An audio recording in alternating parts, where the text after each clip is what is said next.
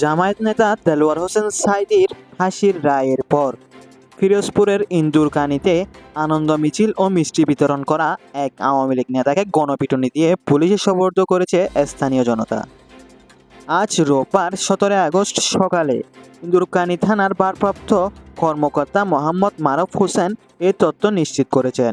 এর আগে শনিবার রাত 9টার দিকে উপজেলার ঘোষেরহাট বাজার এলাকায় এই ঘটনা ঘটে।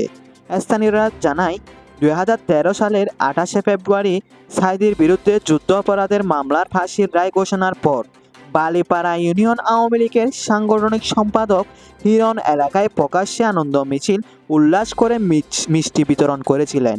এরপর থেকে হিরণ দীর্ঘদিন আত্মগোপনে থাকলেও শনিবার রাতে ঘোষেরহাট বাজার এলাকায় তাকে স্থানীয় জনতা দেখতে পেয়ে আটক করে।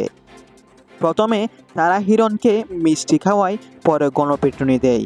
খবর পেয়ে পুলিশ ঘটনাস্থলে পৌঁছে তাকে উদ্ধার করে থানায় নিয়ে যায়।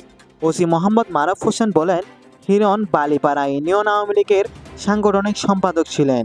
তাকে ঘোষেরহাট বাজার থেকে আটক করা হয়েছে।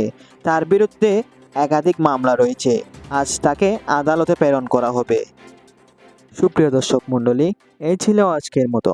প্রতিদিনের নিত্য নতুন খবর পেতে আমাদের চ্যানেলটি সাবস্ক্রাইব করে রাখুন, ভিডিওটিতে লাইক দিন এবং কমেন্ট করুন। সবাই ভালো থাকবেন। আল্লাহ হাফেজ।